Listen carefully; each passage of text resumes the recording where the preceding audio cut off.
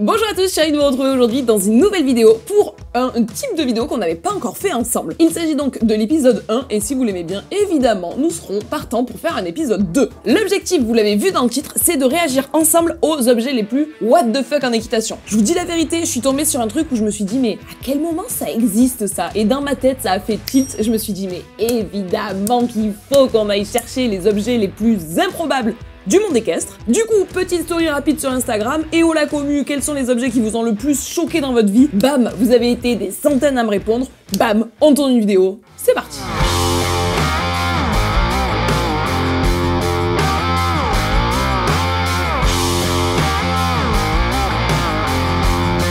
Il faut savoir qu'il y aura des objets plus ou moins surprenants, certains que beaucoup d'entre vous connaîtront déjà et d'autres que je pense que vous n'avez jamais vus. Bref, cessons les bavardages et on commence tout de suite avec un premier objet qui fait pour le coup partie de la famille de ceux que, à mon avis, vous connaissez déjà un petit peu.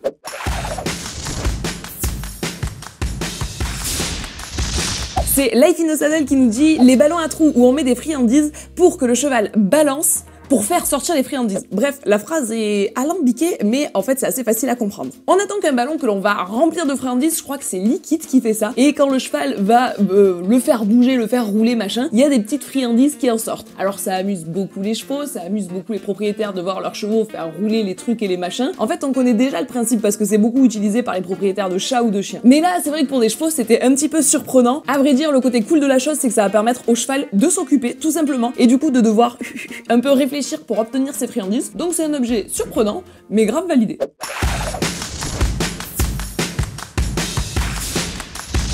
Flore PRST nous dit collier de bois. Elle a dit que ça, Flore, elle allait à l'essentiel. Alors le collier de bois, c'est vrai que dans un premier temps, on se dit mais qu'est-ce que c'est que cet outil de torture? On a envie de transformer le cheval en girafe ou comment ça se passe? Et en fait, bah, faut pas croire que c'est un outil de torture, c'est tout simplement un outil de soin. Ça va permettre de garder un cheval avec une encolure qui ne soit pas ployée dans tous les sens. Par exemple, si on a besoin de faire un pansement particulier à un cheval ou un soin particulier à un cheval. Donc le collier de bois sert à ça. Ça fait très barbare, mais quand c'est utilisé pour les bonnes raisons, évidemment on valide.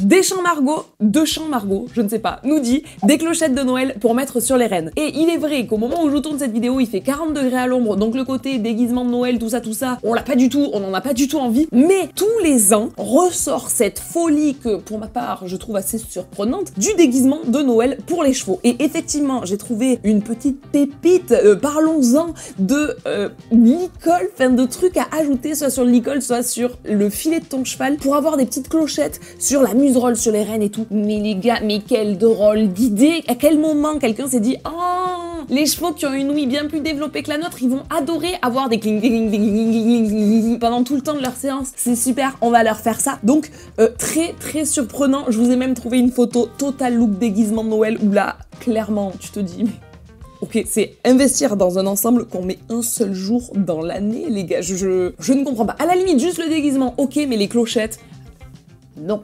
Ça non.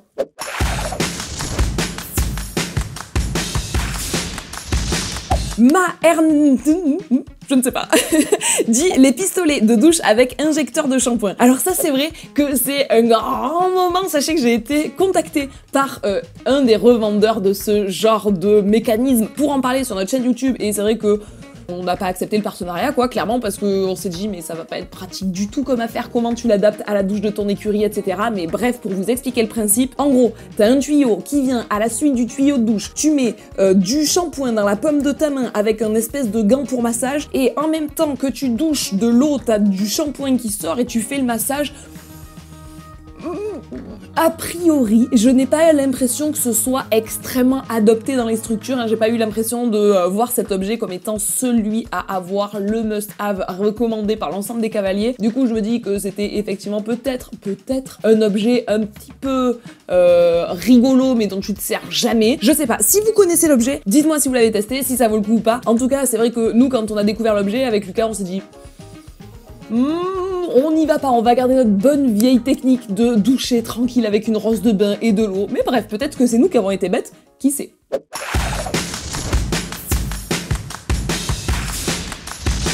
Celui-là, vous avez été nombreux à nous en parler. C'est Anaïs Collinet qui nous en parle ici et qui dit l'Equicube. Ça sert à apprendre à bien placer ses mains sur les rênes. C'est utile, mais spécial. Et effectivement, quand on voit les photos, donc c'est un genre de cube que tu viens prendre dans tes mains et qui te permet d'avoir exactement la bonne distance entre tes deux mains. Donc ça va te permettre d'apprendre à gérer l'orientation de tes poignets, de tes pouces, etc. Et surtout garder le couloir de rêne.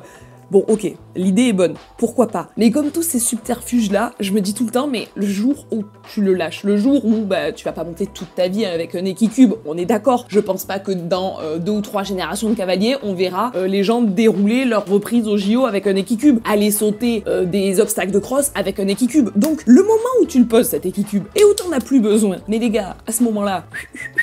c'est à nouveau un jongleur professionnel dans tes mains, genre c'est, je sais pas, moi c'est ce genre de subterfuge où je me dis mais ça ne sert à rien. C'est comme, vous l'avez sûrement déjà tous testé, le fait de devoir avoir une cravache entre tes mains pour pouvoir apprendre à tenir correctement tes rênes, etc. À la seconde où tu lâches la cravache, oh bah t'as oublié la leçon, hein. Donc ce truc, moi a priori je suis plutôt mitigée à me dire bonne idée, mais pas bonne idée, mais peut-être, encore une fois, que quelqu'un l'a testé parmi vous. De toute façon, vous avez été tellement à nous en parler que je suppose qu'il y en a au moins un d'entre vous qui a fait le pas et qui s'est dit « je l'achète, c'est une idée de génie ». Et dans ce cas-là, cette personne-là, on t'attend dans les commentaires, je te jure. J'épingle ton commentaire en haut de l'espace commentaire si tu nous dis ce que t'en as pensé.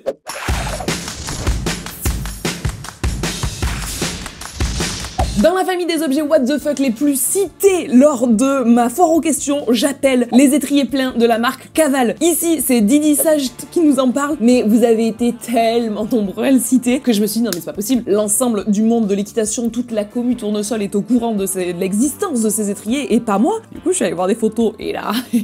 je vous jure, dans mon cerveau, ça fait « Oh mon Dieu, souvenir débloqué !» Et je me suis rappelé de la sortie de ces étriers, mais il y avait eu des vidéos très sérieuses sur à quoi ça sert, en quoi ça te permet d'être plus stable, machin et tout.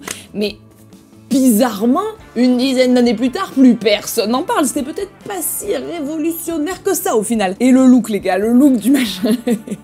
Alors t'as l'avant de l'étrier qui est bombé pour pas que ton pied rentre trop dans l'étrier, ça pour le coup c'est ultra sécu et tout, allez j'entends, franchement c'est cool parce que en vrai les étriers c'est pas très sécu en soi, bref. Mais par contre t'as un plancher dessous, pour être sûr de pouvoir marcher à cheval, genre y en a qui marchent sur l'eau, d'autres qui marchent à cheval, ça n'a aucun sens, t'es retenu à l'arrière pour que ton pied soit... Genre c'est vraiment l'objet où tu te dis... qui fait ça? Qui se sert de ça? Enfin bon bref, je me suis rappelé d'un seul coup de ces étriers qui effectivement avaient fait vraiment parler d'eux à une époque et ça a été vraiment un brasier, genre on a parlé d'eux, on n'a plus parlé d'eux.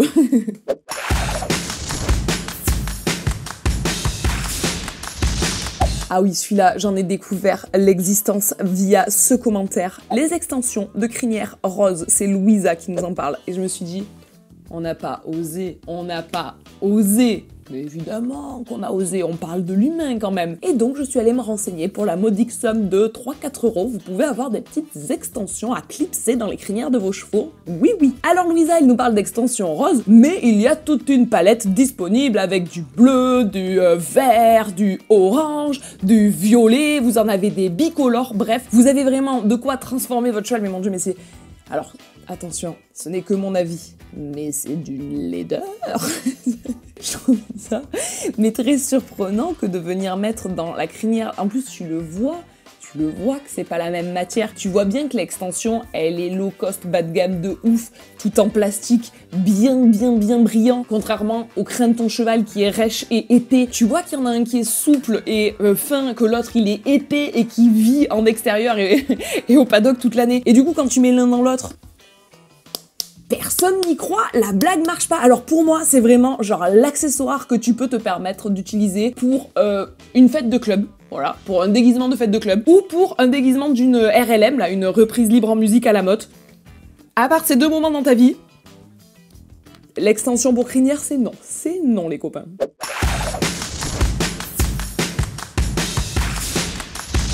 Allez, continuons dans le côté des strass et des paillettes. Nous avons le gel à paillettes rose pour sabots. Juste ça. C'est No One Know Who I Am qui nous propose cette petite merveille de technologie. Et effectivement, alors, cette personne nous parle du rose, mais ne vous inquiétez pas, si vous n'êtes pas fan du rose, il y en a de toutes les couleurs, des argentés, des dorés, vous avez tout. Et donc c'est un genre de graisse d'onguent qu'on vient placer sur la corne du cheval pour pouvoir lui faire des sabots à paillettes pour pouvoir aller marcher dans du crottin.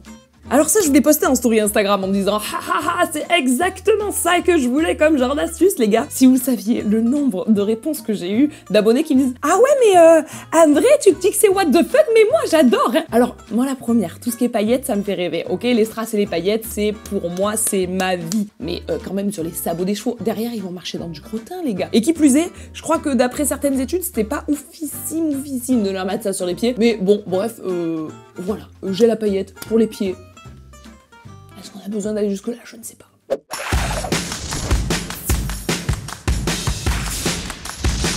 Celui-là, il est rigolo aussi. Lunettes cheval et visor et quick 100% anti-UV Blue Mirror. Je vous jure, c'est Clara la Cavalière qui m'a envoyé ça. Je me suis dit, cette personne a beaucoup trop la ref. C'est sûr et certain qu'elle a des actions dans la boîte pour connaître à ce point-là la ref des lunettes. Et j'y allais jeter un coup d'œil et effectivement, c'est des lunettes qui font une drôle de tête aux chevaux. C'est vrai que tu leur mets ça, là ça y est, c'est foutu, tu te dis bon ben ça y est, je ne monte plus un cheval fougueux, je monte une mouche, voilà, il y a plus de côté très digne de l'équitation à ce moment-là, ça y est, ton cheval, voilà, il apprend lui aussi la leçon que le ridicule ne tue pas. Mais ces grosses lunettes ridicules qui font vraiment une tête de fou furieux à ton cheval, on va pas se mentir, hein, elles sont pas là pour rien. C'est des lunettes, comme le disait Clara, qui sont anti-UV, donc pour les chevaux qui ont eu des uvéites, donc qui ont les yeux abîmés, etc., ben ça va leur permettre de filtrer les UV et de pas avoir mal. C'est aussi des lunettes qui vont permettre de servir à l'entraînement pour des chevaux de course, par exemple. Les jours où il pleut énormément, ça permet de faire un petit peu de nettoyage dans tout ça. Bref, c'est des lunettes qui ont une réelle utilité pour les chevaux qui ont eu des problèmes ou qui ont besoin de soins, etc. Ceci étant dit, dans la catégorie what the fuck, si je vous mets direct cette photo-là avec ce cheval qui a cette tête avec ses lunettes, évidemment qu'il rentre dans la catégorie what the fuck.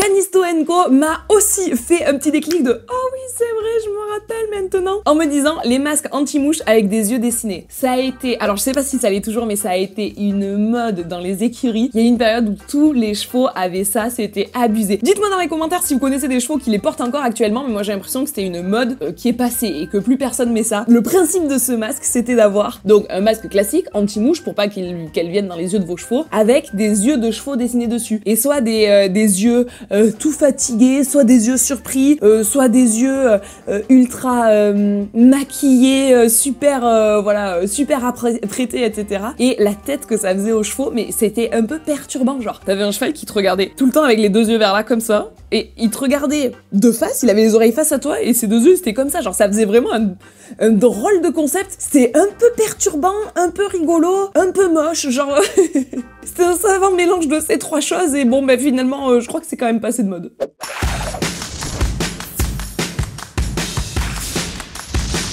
À nouveau, ça a fait partie des partenariats qu'on nous a proposés et pour lesquels on n'a pas donné suite, mais c'est l'oreillette pour parler dans l'oreille de ton cheval, comme dit Amélie, ou encore les bonnets audio pour chevaux de la marque Horsecom, comme dit Lou. En fait, c'est une seule et même chose et c'est deux utilités du produit, je vous explique. C'est un bonnet qu'on va venir mettre à son cheval et le cheval va pouvoir recevoir de la musique directement dans ses oreilles. Vous avez aussi une possibilité qui est d'installer une genre d'oreillette sur votre casque avec un micro là devant la bouche pour pouvoir parler directement à ton cheval.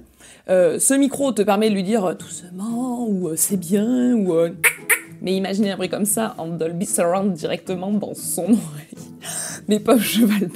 Moi je pense qu'il perd des points d'audition à chaque foulée, le pauvre animal. Bref. Mais du coup, c'était des bonnets où tu pouvais mettre de la musique à ton cheval, etc. Évidemment, c'était interdit en compétition. Que vous dire de plus? Voilà, tu pouvais lui faire écouter de la musique via ton téléphone et tu pouvais lui discuter via ton truc de comme si t'étais un pilote d'avion, quoi. Alors, que dire sur ce produit? Moi, je vous avoue que je l'avais que très moyennement senti, le fait de lui faire écouter de la musique pendant que j'étais à cheval, parce que je trouvais que ça le sortait de son cadre de travail classique. Je pense que il le vendait en mode s'il y a du bruit en extérieur de carrière, ça permet de concentrer votre cheval. Alors je suis tout à fait d'accord avec ça. À la fois, s'il y a du bruit en extérieur de carrière, je suis bien contente qu'il entende aussi et qu'il garde un environnement classique, et pourtant j'ai un cheval vachement froussard, donc ça aurait pu être une aide assez facile à ce moment-là de me dire je lui balance du Linkin Park à fond dans les oreilles, et c'est parti mon pote, t'as une playlist qui fait que tu restes bien focus avec moi toute la séance. Mais je sais pas, je le sentais pas trop, et le fait de discuter directement avec ton cheval, bah ça j'avoue que je le sentais encore moins. Je me dis que si j'ai un truc à lui dire, je lui dis de lui à moi, il l'entend très très bien, et puis voilà. Mais c'est vrai que ça faisait partie des objets où tu te dis pourquoi avoir mis une possibilité de discuter à distance avec ton cheval alors qu'il n'y a pas de moment dans la vie où t'es plus proche de lui que quand t'es sur son dos quand même. Du coup bon, pour ma part ça ne m'avait pas séduite, comme d'hab, je suis prête à changer d'avis. Dites-moi dans les commentaires si vous avez déjà testé ça, et si c'était bien, si vous l'avez gardé, si vous l'avez pas gardé, bref, parlez-moi-en.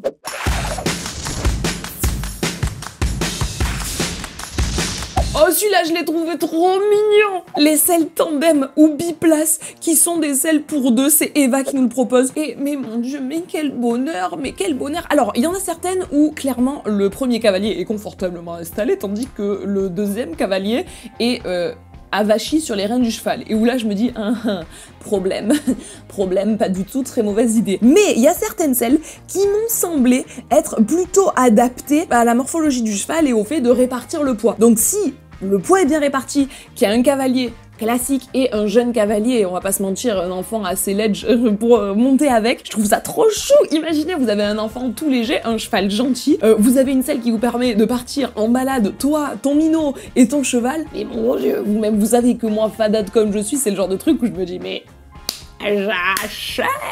S'ils font la même où je peux installer Lana devant, prenez mon argent. Bref, je sais pas ce qu'il en est en termes de saddle fitting, autant c'est une catastrophe pour le cheval, mais en tout cas je trouvais l'idée rigolote, je connaissais pas du tout, et en vrai de vrai, si c'est ok, etc., pour le dos du cheval, en vrai de vrai, dans ce cas-là, je pense que je me ferai avoir par le marketing, hein, j'irai tout chousse, tant pis.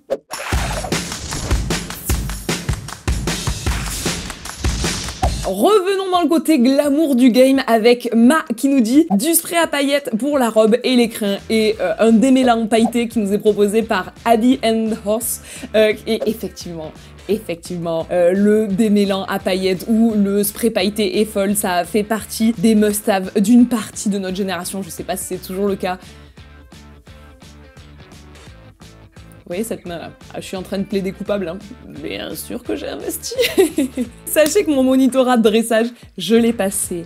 Oui, messieurs, dames, je me confie, je vous l'avoue, avec du spray pailleté sur la croupe de mon cheval. Parce que, comme je vous le disais tout à l'heure, moi, les strass et les paillettes, ma vida loca à 100%. Et du coup, bon bah écoutez, il me fallait des paillettes dans la vie, Kevin, qu'est-ce que tu veux que je te dise? Et du coup, avant mes concours de dressage, j'en mettais sur hollandais. En vrai de vrai, c'est très discret, ça fait quelques petits cling cling cling. De temps en temps, quand ça attrape le soleil, ton cheval, ça devient pas une boule à facettes, hein, on va pas se mentir. Mais du coup, ça fait juste de temps en temps des petits effets scintillants, et en vrai, je trouvais ça super joli. Avec le recul maintenant, je me dis qu'il faudrait peut-être quand même que je regarde au niveau composition comment ça se passe, mais à l'époque où je vous parlais de ça, c'était il y a 10 ans, on était quand même beaucoup moins sensibilisés à tout ça. Donc encore aujourd'hui, si je vois qu'au niveau de la composition, ça pose pas de problème, regardez-moi bien les yeux dans les yeux, que si je refais un concours avec Hollandais, il aura du spray à paillettes sur la croupe, je m'y engage ici, entre vous et moi, tapez-la, check check check.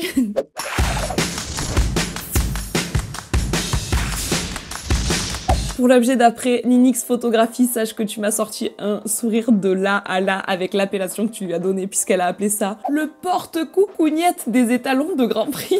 Et je trouve ça très mignon. Alors la vérité, ça s'appelle pas vraiment un porte-coucougnette, hein. Son vrai nom, c'est un suspensoire pour étalons. Et si vous voyez un jour un beau cheval, musclé, fougueux, racé, en train de porter un string, les gars, sachez que c'est pas réellement un string. Et pourtant, ça en a tout l'aspect, hein. Mais c'est tout simplement un petit filet qui va lui permettre de soutenir légèrement, bon ben, appelons un chat, mais ses testicules. Puisqu'effectivement, certains étalons, généreusement dotés par la nature, décidément quelle tournure prend cette chaîne, je n'en peux plus, ont tendance à avoir leurs parties les plus intimes qui leur pèsent, qui leur tirent, voire qui leur font mal pendant l'effort. Et du coup, Pour éviter cela et sentir plus de légèreté de l'arrière-main, nous avons inventé, puisque l'humain est malin et l'humain est rapide, un clairement string pour cheval qui va lui permettre d'avoir un hamac, un hamac à coucougnettes, qui va lui permettre de les porter de façon beaucoup plus allégée tout au long de son effort. Et il fallait que nous abordions ce sujet un jour sur cette chaîne. C'est maintenant, c'est ici, c'est tout de suite, c'est avec vous.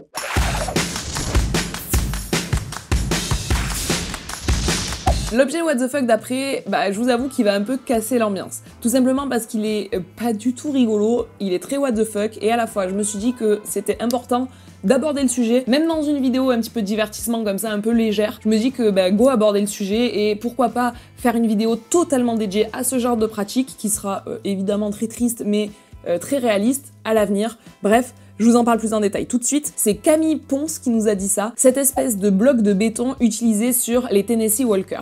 Bon, les photos, évidemment, vous allez les voir, c'est vraiment ce qu'elle décrit ici, c'est des blocs accrochés sous les pieds des chevaux et c'est tout simplement des...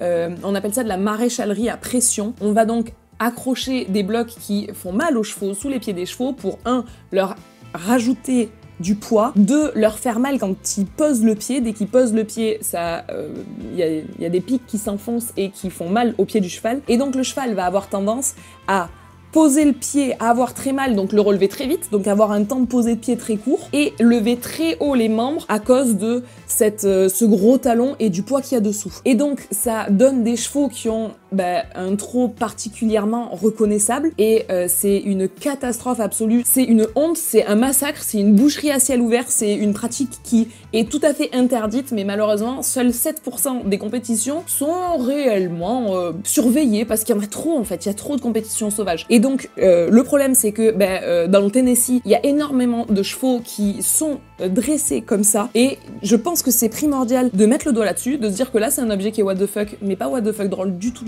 que c'est important de savoir ce que c'est, savoir pourquoi ces chevaux trottent comme ça, et surtout, boycotter tout ce genre de calvaire. Si vous voulez en apprendre plus, évidemment, je vous mettrai dans la barre d'infos des vidéos et des articles qui traitent du sujet pour que vous puissiez vous renseigner. Et n'hésitez pas à me dire dans les commentaires si vous voulez qu'on fasse une vidéo entièrement dédiée à toutes ces pratiques barbares et bannies de façon à sensibiliser un plus large public. Pour l'instant, je l'ai jamais fait parce qu'on est dans une chaîne qui est plus amour, love, cœur, et puis je me dis que maintenant on a une vraie audience, vous commencez à être énormément, merci pour ça. Et pourquoi pas se servir de cette large audience pour pouvoir sensibiliser beaucoup d'entre nous. Moi, je sais que j'aurais aimé être sensibilisée plus jeune, donc pourquoi pas? Dites-moi, je ferme la parenthèse.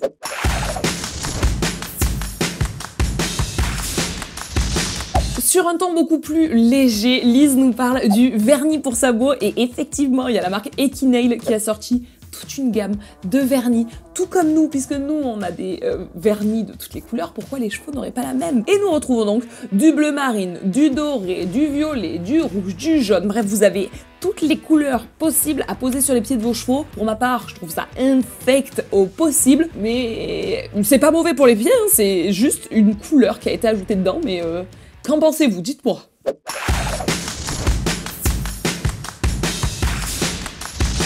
Et pour finir dans ma sélection, cette fois-ci ça n'a pas été proposé par qui que ce soit, c'est moi qui avais envie de vous en parler. Je voulais vous parler de cette jolie petite couverture de chez Horseware, qui a été un des éléments déclencheurs à me dire, mais bien sûr qu'il faut faire la vidéo. J'ai vu cette couverture et je me suis dit, tiens, ça doit être une couverture pour les déstresser, etc. Non, celle-ci, il n'y a aucune propriété, mis à part le fait que ça permet de garder le cheval propre au box. Et je me suis dit, mais nous marchons sur la tête. Et attention, description du produit, les gars, je vous la lis. Et c'est vraiment là où je me suis dit, ok, on va trop loin, il faut qu'on en fasse une vidéo. La description du produit, c'est « Vous aimez groomer votre cheval? Alors protégez-le grâce à cette combinaison, une matière antistatique et une coupe qui montre l'allure athlétique de votre monture. » Qui montre l'allure athlétique de votre monture. On est d'accord, c'est juste du paraître, c'est pour se montrer. Vous allez impressionner les concurrents dès votre sortie de boxe.